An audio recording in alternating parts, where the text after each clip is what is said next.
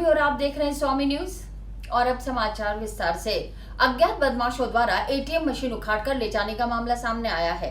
Police ने ATM machine Pushkar bypass road से बरामद की। पुलिस सीसीटीवी फुटेज के जरिए आरोपी की तलाश कर रही है।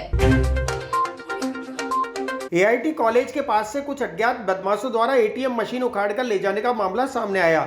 बदमाश एटीएम मशीन को पुष्कर बाईपास रोड पर पटककर भाग गए। मौके पर डीएसपी डॉक्टर प्रियंका रघुवंशी सहित अन्य अधिकारी पहुंचे। पुलिस द्वारा सीसीटीवी फुटेज खंगाले जा रहे हैं। मशीन भारी होने के कारण चोर मशीन को नहीं ले जा सके, इसलिए एटीएम में रखी राशि सुरक्षित रह गई। नगरा क्षेत्र के शंकर नगर में नाले के ऊपर स्थित पुलिया जर्जर अवस्था में है और पुलिया टूटने के कगार पर है। इस कारण क्षेत्रवासियों में पानी की ज्यादा आवक को देखते हुए भय व्याप्त हो गया। दक्षिण विधायक ने क्षेत्र का दौरा कर स्थिति का जायजा लिया। नगरा स्थित शंकर नगर में नाले के ऊपर बनी पुलिया टूटने की कगार पर है। इससे नजदीक रहने वाले लोगों के लिए खतरा बढ़ गया है। नाले का पानी घरों में बढ़ सकता है और भारी हादसा हो सकता है। इस संबंध में क्षेत्र का दौरा करने आई दक्षिण विधायक अनीता बघेल ने कहा कि प्रशासन की अनदेखी के चलते इस ओर ध्यान नहीं दिया जा रहा है।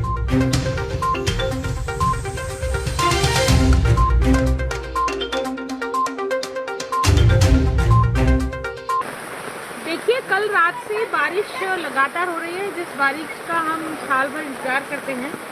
लेकिन कुछ जो निचले एरिया है हमारे यहाँ पे, वहाँ पर पानी भरा है और ये जो एस्केप चैनल आप देखो फुल कैपेसिटी से बह रहा है। और इसकी जो पुलिया है शंकर नगर के पीछे जो नगरे की ओर जोड़ती है, सामने दिखाई दे रही है, वो पुलिया पूरी तरह से टूट गई है, नीचे आ गई है और पानी के दबाव के कारण से ऐसा हुआ है। तो ऐसे बहुत सारी जगह नुकसान हुआ है और उस नुकसान की भरपाई जो है आने वाले समय में प्रशासन करे, इसकी चिंता करनी पड़ेगी ताकि लोगों को राहत दी जा सके। कई जगह हमारी शिव कॉलोनी पहाड़गंज में जो है वो मलबा ऊपर से बह कर के आ गया, तो पूरी तरह से रास्ते ब्लॉक हो गए हैं, लोगों के घरों में पानी भर गया है।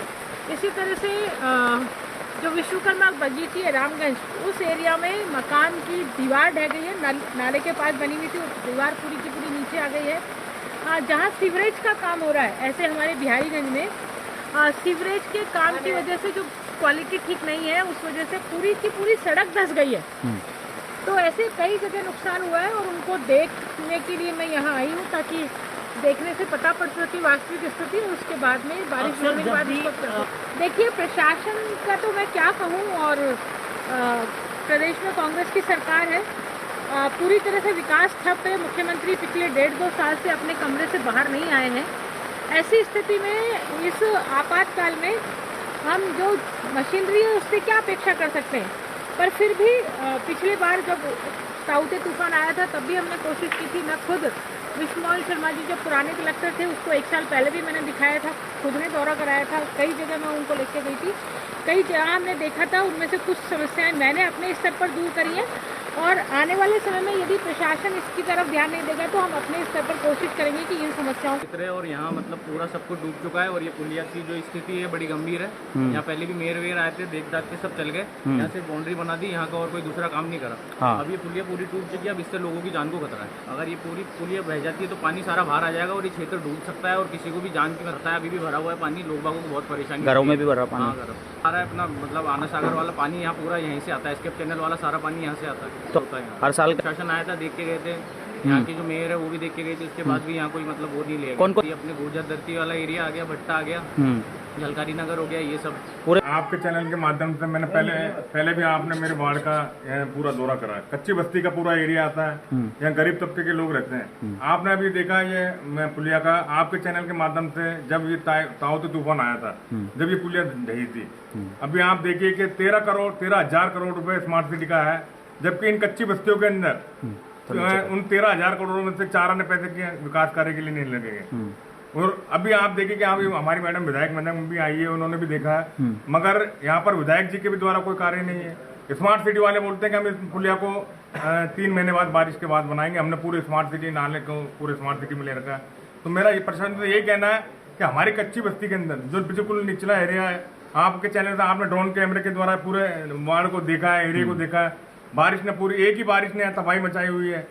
जबकि मैंने इस पुलिया को और वार्ड को पूरे नगर निगम प्रशासन, मेयर साहब, एडीए के अध्यक्ष आयुक्त साहब, पूरे प्रशासन ने देखा हुआ है, पार्षद साहब ने पूरा वार्ड दिखाया हुआ है। फिर भी इसके वार्ड के, मेरे वार्ड के अंदर मैं दूसरी बार पार्षद हूँ और भारी बहुमत से जीता हूँ। जनता मेरे से अपेक्षा रखती है। तो अगर ये पुलिया को अगर बारिश के बाद नहीं बनाया गया है, मैं कलेक्टर साहब के वहाँ पूरी यहाँ की जनता को लेकर के धरने में बैठूंगा, आंदोलन करूंगा, आमरण अनशन करूंगा। और अगर कोई हादसा आता तो उसकी पूरी प्रशासन की जिम्मेदारी है। मोहम्मद रफी की पुण्यतिथि पर रफी के प्रेमियों ने गाने गाकर उन्हें श्रद्धांजलि दी। इस अवसर पर India international music society Mohammad Rafi night कार्यक्रम के साथ अजमेर में अपनी संस्था की शुरुआत की। मोहम्मद रफ़ी की पुण्यतिथि के अवसर पर मशहूर गायककार मोहम्मद रफ़ी को उनके द्वारा गाए हुए गानों को गाकर श्रद्धांजलि दी गई। इस अवसर पर India international music lover society ने मोहम्मद रफ़ी नाइट कार्यक्रम के साथ ही अजमेर में अपनी संस्था की शुरुआत की।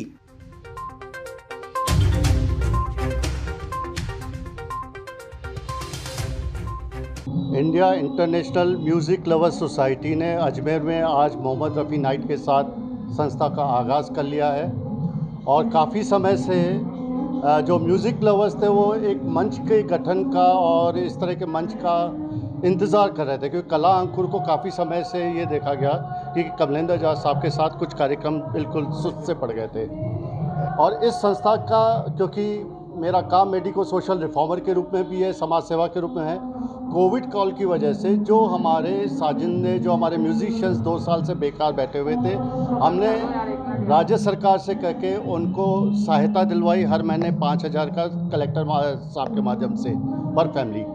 तो हमारे राकेश माथुर साहब जनरल सेक्रेटरी हैं संस्था के, संस्था का प्रेसिडेंट। और इंटरनेशनल इसलिए क्योंकि ये मैडम खास करके गाना से, वेस्ट अफ्रीका से यहाँ आई हैं स्पेशली इस कार्यक्रम में इस संस्था को मजबूती देने के लिए, और आप एक अच्छी गायिका भी हैं। मतलब इस संस्था के जितने भी मेरे साथ पदाधिकारी हैं या फाउंडर्स हैं वे सब बहुत अच्छे गायक भी हैं। तो आज करीब 32 मेंबर्स हैं और मज़े की बात सबके सब इसके साथ सदस्य हैं। आज इस कार्यक्रम के थ्रू हमने मोहम्मद रफ़ी साहब की जो पुण्यतिथि है उसके लिए हमने कार्यक्रम रखा है और उनको याद किया है। तो उनकी याद में मैं एक छोटा सा गीत गुनगुना सकती हूँ। मेरे महबूब तुझे मेरी मोहब्बत की कसम। Thank you. 2 दिन से मानसून के कारण पुष्कर सरोवर में फीडर के जरिए पानी की अच्छी आवक हुई। इस संबंध में पुष्कर वासियों ने प्रसन्नता व्यक्त करते हुए इसी प्रकार की 2-3 बारिश की और कामना। 2 दिन से लगातार चल रही बारिश के कारण अजमेर जिले में पानी की आवक ज्यादा हुई है। इसी क्रम में पुष्कर सरोवर में पानी की आवक लगातार हो रही है। इस संबंध में पुष्कर वासियों ने हर्ष व्यक्त करते हुए कहा कि सरोवर में और भी पानी आने के लिए 1-2 बरसात इसी तरह की होना आवश्यक है। साथ ही दुख जताते हुए भी कहा कि बाहर सड़क का गंदा पानी भी सरोवर में आ रहा है। इसके लिए प्रशासन को चाहिए कि इसे रोकने के इंतजाम किए जाएं।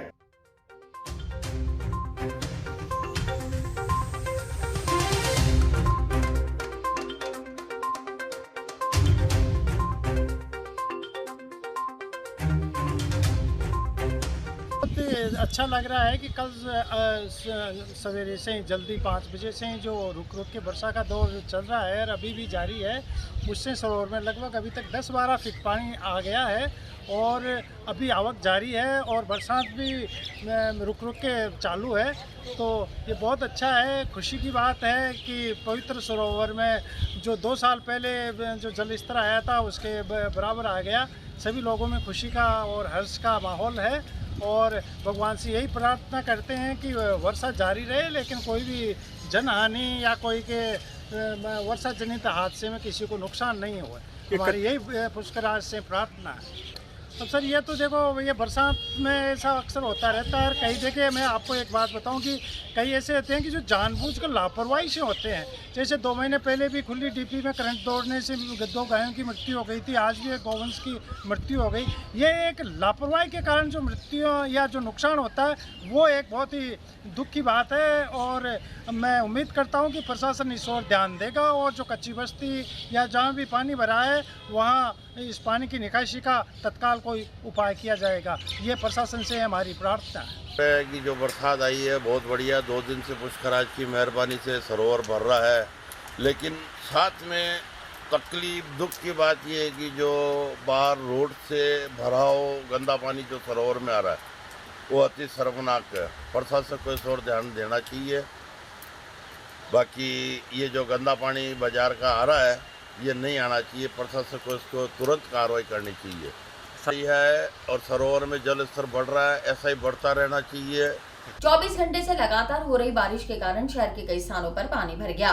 साथ ही निचली बस्तियां जलमग्न हो गई। कई क्षेत्रों में मकान के अंदर 1.5 फीट पानी आने के कारण लोगों को भारी परेशानी का सामना करना पड़ा। स्वामी न्यूज के द्वारा लाइव के माध्यम से शहर के दृश्य दिखाए गए।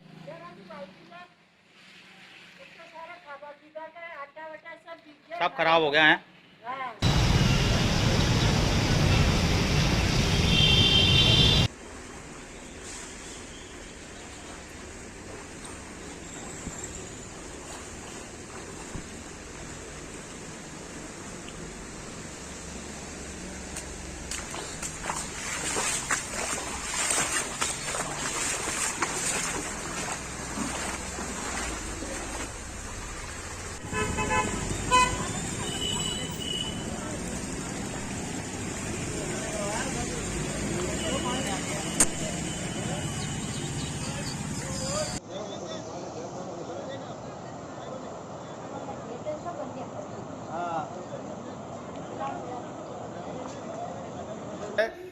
हर बार यहाँ पर ये समस्या उत्पन्न होती है। आप देखिए कि मकानों के ऊपर छत पर डर की वजह से खड़े हुए हैं कि पानी का भराव और कितना हो सकता है, इस वजह से ये नीचे नहीं आ रहे हैं। और आप देखिए इस मकान में देखिए हम अंदर प्रवेश करेंगे कि किस प्रकार से देखिए पानी का आपको स्तर बताएंगे। ये मकान में देखिए कितना पानी भरा हुआ है।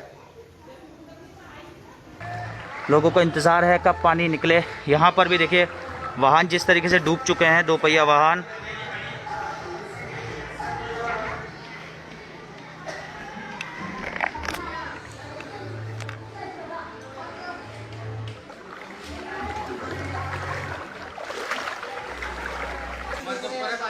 कहाँ पे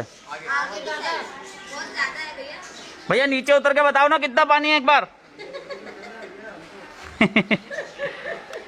देखिए लोगों घर में जो है बाहर नहीं आ पा रहे हैं क्योंकि पानी काफ़ी ज़्यादा है। सुनहरी कॉलोनी का ये एरिया है, सुनहरी कॉलोनी का ये नज़ारा जो है हम आपको दिखा रहे हैं। अशोक नगर, भट्टा, गुजरधरती, झलकारी नगर, नगरे का क्षेत्र है। पूरा यहाँ पर लोगों के घरों में पानी, यहाँ पानी भर चुका है। ये देखिए करीब 2.5 से 3 फुट पानी भरा हुआ है। ये रावड़िया मोहल्ला का क्षेत्र है जहाँ पर आप देख रहे हैं कि देखिए मकानों की सीढ़ियाँ भी और बहुत ज़्यादा मात्रा में पानी यहाँ भर चुका है। मकानों की सीढ़ियाँ डूब चुकी है। पानी की स्पीड आप देखिए किस प्रकार से पानी ये आ रहा है। ये मेयो गर्ल्स कॉलेज से पानी होता हुआ सामने से आ रहा है। जलमग्न की स्थिति यहाँ उत्पन्न हो चुकी है। प्रशासन इस ओर पूरी तरह ध्यान नहीं रहता है।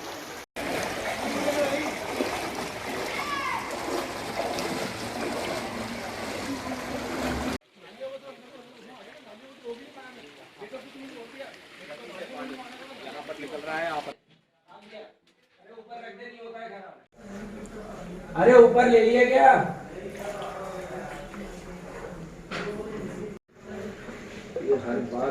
हर बार का यही मसला है ना। वो नाला बंद कर दिया ना।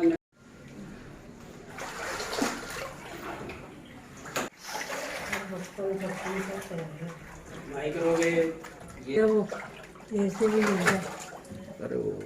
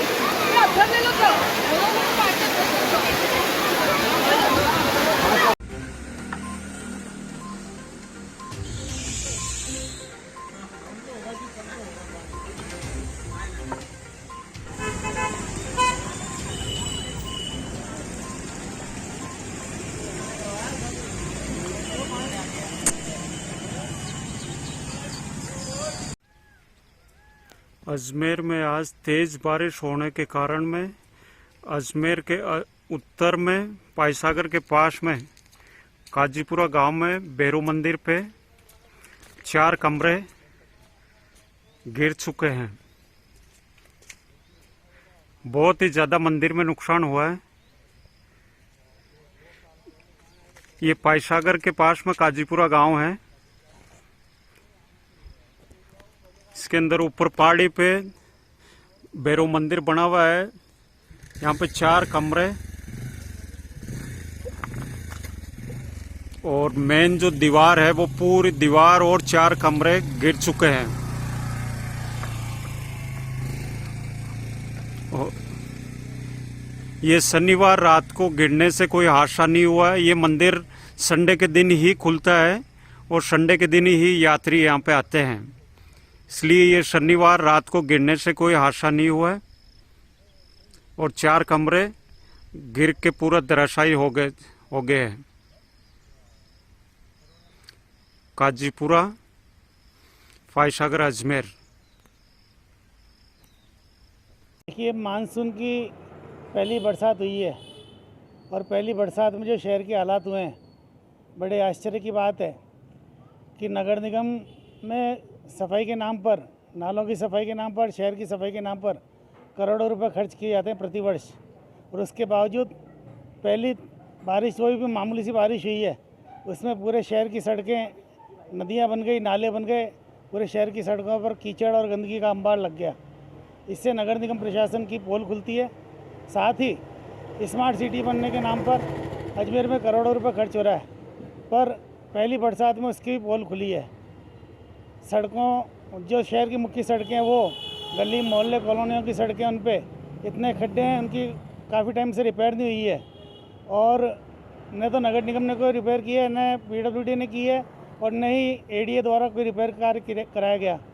इसके अलावा कोर्ट में खास का विषय ये है कि सीवरेज लाइन डालने के नाम पर, नई पाइपलाइन डालने के नाम पर, गैस पाइपलाइन डालने के नाम पर, या स्मार्ट सिटी के काम के नाम पर जो जगह जगह सड़कें खोदी गई है, उसकी भी दोबारा रिपेयर नहीं की गई है। और बरसात में उन सारे सड़कों पर खड्डे पड़ गए। इसकी वजह से कई जगह दुर्घटना भी देखने को मिली है। तो मेरा आपके चैनल के माध्यम से माननीय जिला कलेक्टर महोदय से आग्रह है कि नगर निगम प्रशासन को पाबंद करके जो करोड़ों रुपए खर्च करके शहर की सफाई के नाम पर अपव्यय किया गया है, उन ठेकेदारों से वसूली करके और नालों की पुनः सफाई कराई जाए, शहर की पुनः ढंग से सफाई कराई जाए। राष्ट्रीय कवि संगम अजमेर जिले की श्री राम काव्य पाठ राष्ट्रीय प्रतियोगिता का श्री गणेश आज ऑनलाइन मां सरस्वती व राम दरबार के समक्ष दीप प्रज्वलन कर अध्यक्ष ललित कुमार शर्मा और उपाध्यक्ष कवल प्रकाश कृष्णानी द्वारा विधि विधान से प्रारंभ किया। आज हमारे साथ 5 कैंडिडेट होंगे, 5 काव्य पाठ करने वाले प्रतिभागी होंगे। मैं आपको इस काव्य पाठ शुरू करने से पहले इस काव्य मंच की जो कुछ सूचनाएं हैं वो आपको प्रेषित कर दूं, ताकि आप प्रतिभागी इसे सहजता से लेकर और अपना काव्य पाठ कर सके। जो नियम हमारे संस्था ने तय किए हैं ऊपरी स्तर पर, उन्हें मैं आपके सामने रख रहा हूं। यह प्रतियोगिता, आपने इसका पंजीकरण निःशुल्क रूप से कराया है, पूरी निःशुल्क प्रतियोगिता है। यह ऑनलाइन प्रतियोगिता है। आज हमारा चूंकि उद्घाटन सत्र है, तो उद्घाटन सत्र में हमने इसे सुबह 11 बजे रखा है।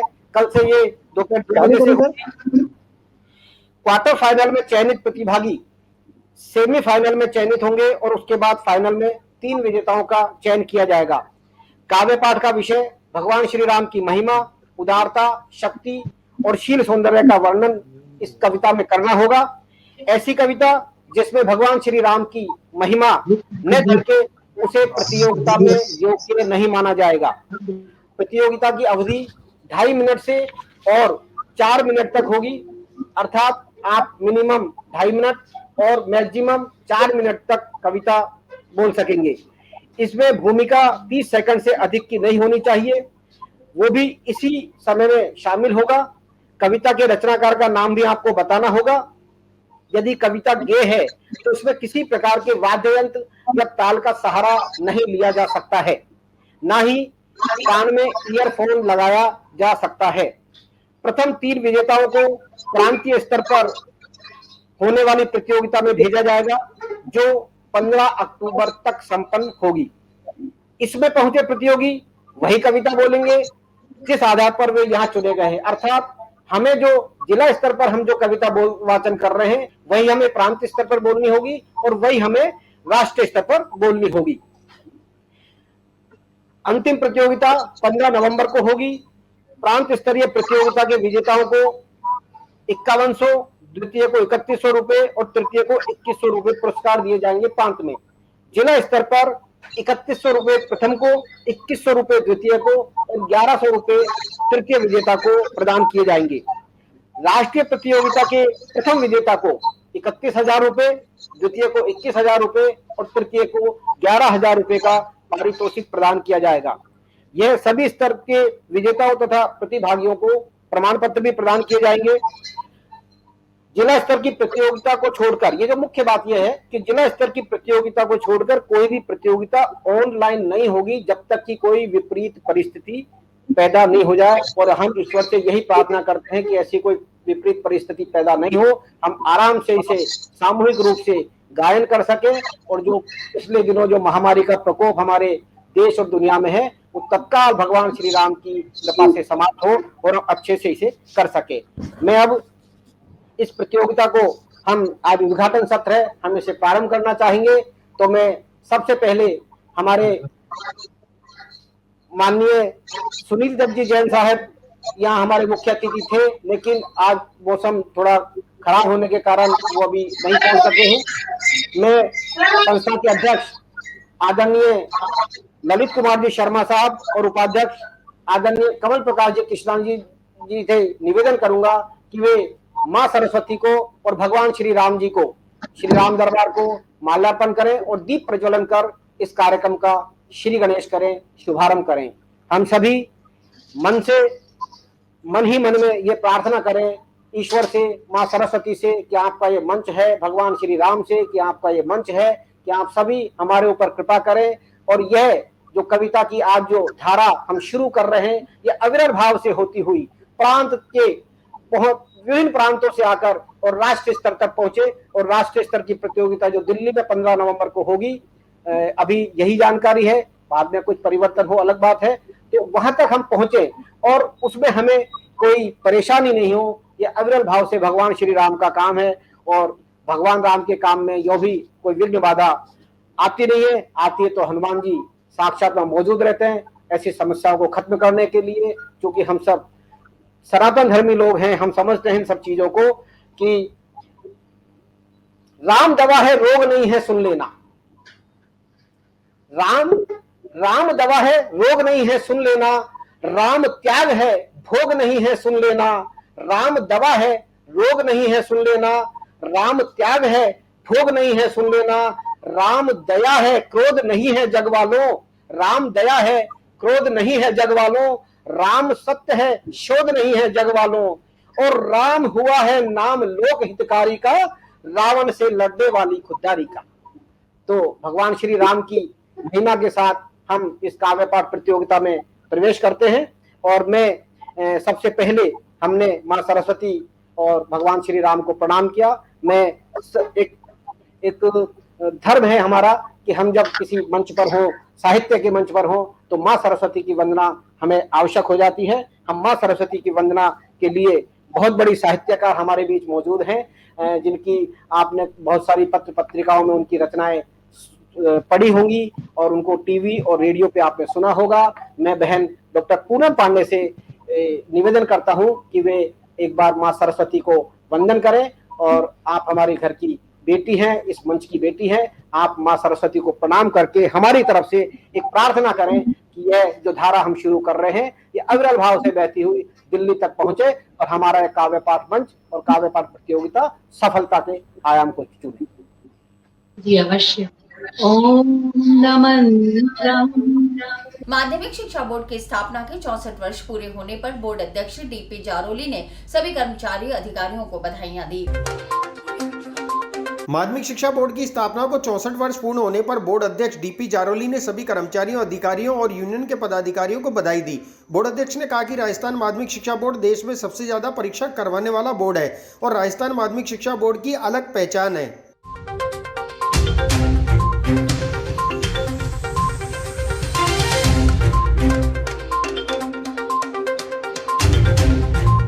64वें स्थापना दिवस पे माध्यमिक शिक्षा बोर्ड को बने हुए 64 साल हो गए। इस अवसर पर मैं माध्यमिक शिक्षा बोर्ड के सभी अधिकारियों को, कर्मचारियों को और यूनियन के पदाधिकारियों को जो इस परंपरा को अभी तक निभा रहे हैं और चला रहे हैं, इन सभी को बधाई देता हूं। अजमेर वासियों को भी कि माध्यमिक शिक्षा बोर्ड राजस्थान का इतना बड़ा बोर्ड है जो अभी शायद हिंदुस्तान में सबसे अधिक संख्या में हम परीक्षा करवाते हैं और सफलतापूर्वक अपनी इमेज बना रखी है। एक अपना स्थान है कि राजस्थान के माध्यमिक शिक्षा बोर्ड के उत्तीर्ण परीक्षार्थियों के साथ कहीं पर भी जाते हैं तो उनकी अलग ही पहचान होती है।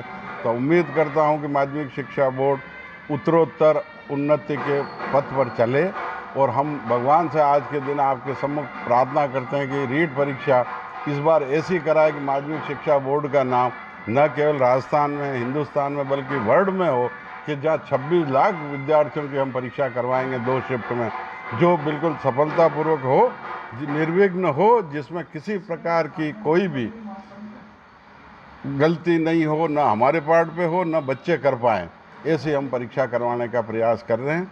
उम्मीद करता हूं कि माध्यमिक शिक्षा बोर्ड के सभी कर्मचारियों का, अधिकारियों का सहयोग मिलेगा। पीसीसी उपाध्यक्ष नसीम अख्तर ने प्रेस वार्ता आयोजित कर भाजपा विधायक सुरेश सिंह रावत के कार्यकाल में हुए विकास कार्यों की निष्पक्ष जांच करवाने की मांग की।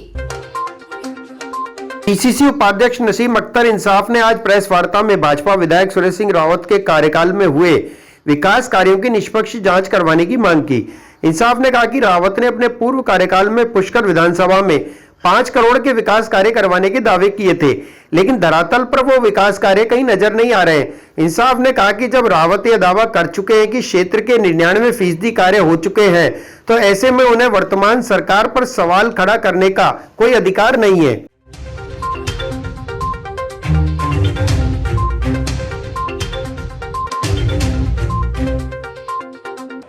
उसका राज में अच्छा पानी आया, इंद्रदेव की मेहरबानी हुई, तो भगवान का शुक्रिया अदा करते हैं। अच्छा उसके राज में सरोवर में अच्छा जल आया, जल स्तर बढ़ा है, लोगों के चेहरों पर खुशी है, अच्छी बारिश हुई है। आज माननीय मुख्यमंत्री जी ने वन महोत्सव की शुरुआत की, उसके तहत हमने भी गनाड़ा में वन विभाग के अधिकारियों और पंचायत के संयुक्त अभियान के तहत पौधारोपण किया। 500 किटों का वितरण किया गया औषधीय पौधों का। सबसे पहले तो मैं आप सबको शुक्रिया अदा करते हुए सावन है, सावन की बधाई देना चाहूँगी कि अच्छी बारिश से शुरुआत हुई है सावन की। आज मैं एक बात, माननीय एमएलए साहब ने कहा था कि हल्ला किस पे बोला जाता है। सरकार ने काम करने के पूरे प्रयास किए। आप विधायक हैं पुष्कर विधानसभा क्षेत्र के, तो आपका बनता है कर्तव्य कि पुष्कराज की जनता के जो काम हैं, जो प्राथमिकताएं हैं, उस प्राथमिकताओं को आप पूरा करें। आपने पहले कहा 99% काम हो गए, तो 99% काम हो गए तो फिर काम बचा क्या? पिछले सरकार में आप संसदीय सचिव थे, विधायक थे, सरकार आपकी थी, तो फिर 99% काम हो गए तो फिर बचा ही नहीं कुछ। 99% होने के बाद तो कुछ बचता ही नहीं है। 2,500 करोड़ के काम हो गए तो पुष्कर की काया पलट हो जाती। क्या 2,500 करोड़ रुपए पानी में बह गए? न सड़क है, न पानी की व्यवस्था है। सरकार ने अभी विधायक कोष 5 करोड़ का कर दिया, पहले कोरोना में दिया, कल रिलीज भी कर दिया सीएम साहब ने, क्या 5 करोड़ एमएलए ही खर्च करेंगे। 5 करोड़ की विधायकों की अनुशंसा पर रोडें दी गई, तो ये 5 करोड़ की रोडें अगर पुष्कर विधानसभा क्षेत्र में आएगी तो एमएलए की अनुशंसा पर आएगी, फिर रोडें टूटी हुई क्यों है? मैं तो सवाल उनसे करना चाहूँगी कि 5 करोड़ का फंड, 5 करोड़ की रोडें, यहाँ तक कि आपके पास नलकूपों का पैसा सरकार ने एमएलए को दिया है, हैंडपंप पूरे आपको दिए हैं, पीएचडी का जितना भी पैसा एमएलए को दिया गया, तब पेयजल की समस्या क्यों? और क्यों सड़कों की समस्या है, क्यों और समस्या है? और पुष्कर राज में स्ट्रॉन्ग ड्रेनेज का प्रोजेक्ट ये पिछले 5 साल में विधायक भी थे और सरकार भी थी, बोर्ड भी इनका था और अभी बोर्ड भी इनका है, अभी भी बोर्ड इनका ही है। काम में कमी क्यों? फिर भी जब पुष्कराज की बात आती है ना, माननीय मुख्यमंत्री ने जब बजट पेश किया, मैंने उनसे मांग की डीपीआर बनाकर पुष्कराज के जो सरोवर में गंदा पानी जाए उसकी रोकथाम के लिए स्टॉर्म ड्रेनेज का प्रोजेक्ट दो। माननीय मुख्यमंत्री जी ने डीपीआर बनाने की घोषणा की है। तो माननीय चिकित्सा मंत्री जी जब चिकित्सा मंत्री बने थे, उनका ड्रीम प्रोजेक्ट था। उन्होंने कहा था पुष्कराज में उन्होंने ज़मीन देखी ना, तहसील के पीछे उन्होंने ज़मीन भी देखी, चिन्हित भी कर ली थी। ये तो अधिकारियों की, मैं तो ये कहूँगी कि अधिकारी अपनी मन मर्जी कर उसको करेकड़ी रोड पर लेकर गए। मेरा आरोप है सरकार तो चाहती है, माननीय चिकित्सा मंत्री जी भी चाहते हैं, हम लोग भी चाहते हैं, पुष्कराज में जब तहसील के पीछे ज़मीन पड़ी है तो आप दूसरी संस्थाओं को देने के बजाय पुष्कर के हित की बात करें, स्वास्थ्य की बात करें। कोरोना की 2 लहर से देश जूझ रहा है, तीसरी लहर आने वाली है, तो हॉस्पिटल तो शहर में ही बनना चाहिए। मैं तो पुष्कर की जनता के साथ हूँ। अधिकारियों ने अगर कोई गलती की है तो अधिकारियों की नेग्लिजेंसी है। ये सरकार तो चाहती है कि अपने स्तर पर यही हो, और अधिकारियों ने अपनी कमियां छुपाने के लिए या अपने लोगों को फायदा पहुंचाने के लिए उस जमीन का चिन्हीकरण। 72वें वन महोत्सव के अवसर पर पुष्कर की गनाहेड़ा स्थित प्रांगण में वृक्षारोपण कर महोत्सव मनाया गया। 72वें वन महोत्सव के अवसर पर घर घर औषधीय पौधों का वितरण कर उपखंड स्तर पर ग्राम पंचायत गनाहेड़ा स्थित प्रांगण में वृक्षारोपण कर मनाया गया। कार्यक्रम का शुभारंभ विधायक सुरेश सिंह रावत और पूर्व शिक्षा राज्य मंत्री नसीम अख्तर इंसाफ ने किया।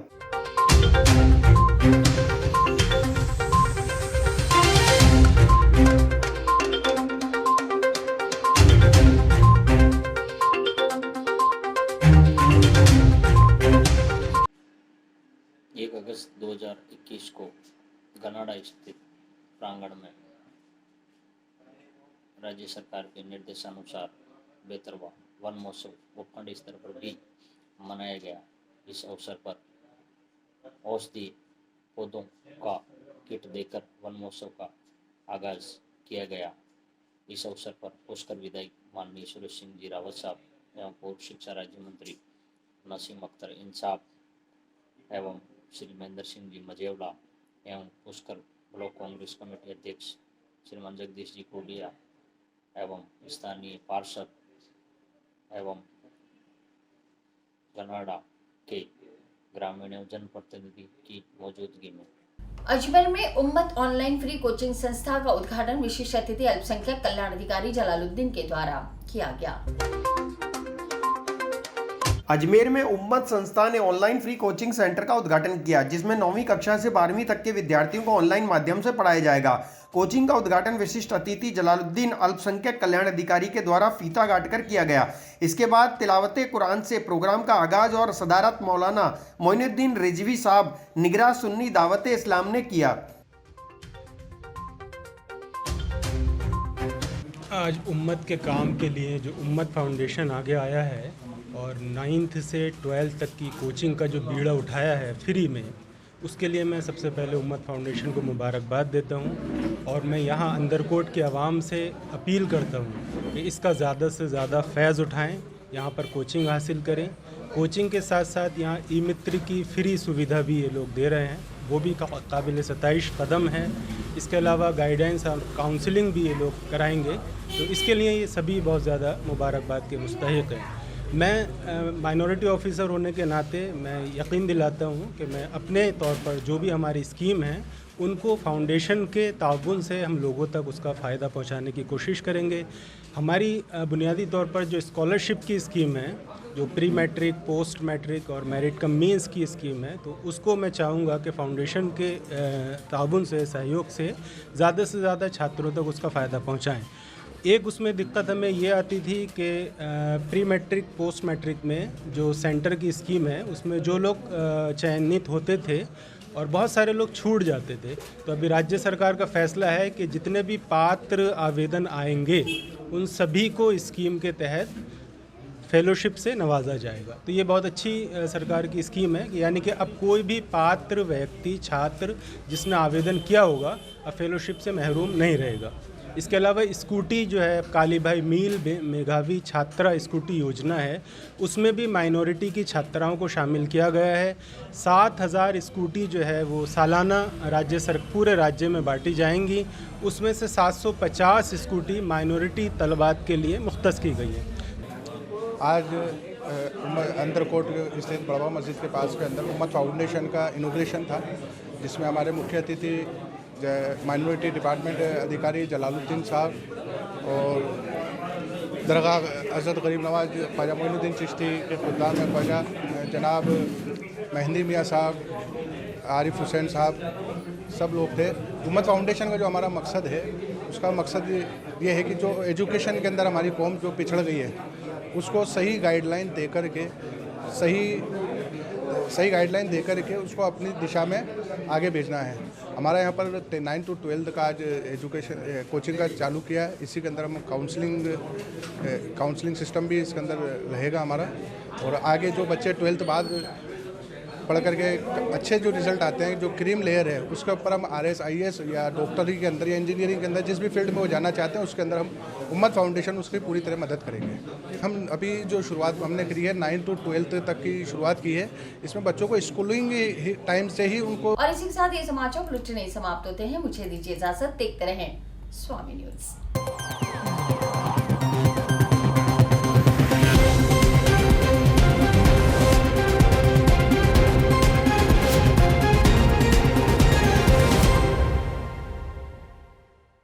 कैमरा दिखा तो वो कैमरा छोड़, वो कैमरा देख, कोई ऊपर वाला सब देख रहा है। Sorry sister. चलो brother. CP+ HD security cameras, ऊपर वाला सब देख रहा है। फिनिश। कमला वो देख, ऊपर वाला सब देख रहा है। सोनू खाएगा। CP+ HD security cameras. नानी तेरी मोरनी को मोर ले गए, जो बचा था काले चोर ले गए। जंगलियों, जंगल में मोर नाचा, सबने देखा वो देखो CP+। ऊपर वाले को अंधेरे में भी सब कुछ दिखता है। Night vision. सॉरी, अब नो मोर चोरी। Okay. CP+ intelligent security systems, be careful क्योंकि ऊपर वाला सब देख रहा है। CP+ intelligent security systems, be careful क्योंकि ऊपर वाला सब देख रहा है।